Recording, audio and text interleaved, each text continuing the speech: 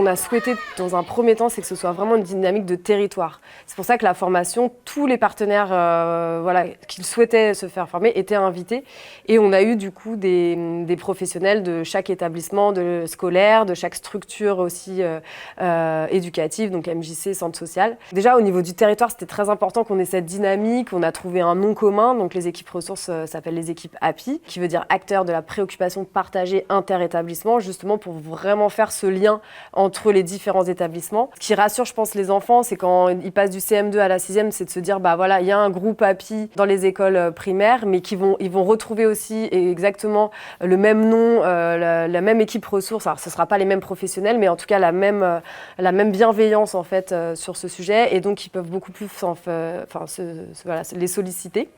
Au niveau d'un établissement scolaire, je crois que ce qui est important, ce qui moi je vois de l'extérieur, c'est que ça va créer du lien entre les enseignants et les animateurs. Les animateurs, je pense que malgré tout, pour eux, c'est un vrai plus, c'est une vraie montée en compétences. Souvent, les animateurs de périscolaire, on les forme à gérer du collectif. Donc les effets de groupe, ils connaissent très bien ça. Par contre, tout ce qui va être entretien individuel, c'est pas forcément dans leur formation de base. Et là, on leur offre la possibilité en disant mais si, en fait, tu es tout à fait capable de t'entretenir avec un enfant, de savoir l'écouter. Tu le fais tous les jours de manière collective. Tu vas le faire peut-être en pouvant isoler un enfant pour lui parler, mais tu es capable de faire ce type d'entretien. Tu es une personne de confiance pour les enfants. Pour moi, c'est une manière aussi de valoriser leur travail et justement de les mettre pour une fois au même niveau de compétences que les enseignants ou que d'autres professionnels.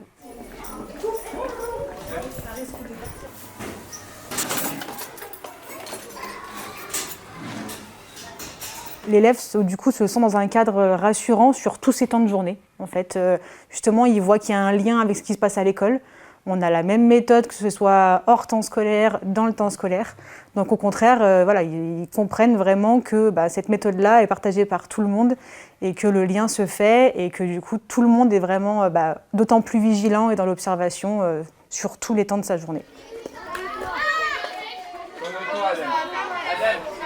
C'est important qu'il y ait une équipe, comme ça l'enfant ne se sent pas forcément à l'aise avec tous les adultes de l'établissement et du coup il peut aller voir l'adulte avec lequel il se sent le plus à l'aise et ça nous permet aussi de réagir sur tous les temps, que ce soit les temps scolaires vu que les professeurs sont formés aussi, mais aussi les temps périscolaires et méridiens parce que les animateurs sont formés aussi et d'avoir un vrai lien entre tout le monde. Et la chance qu'on a à l'école, c'est qu'en plus on a un vrai lien entre les animateurs, la directrice, les professeurs.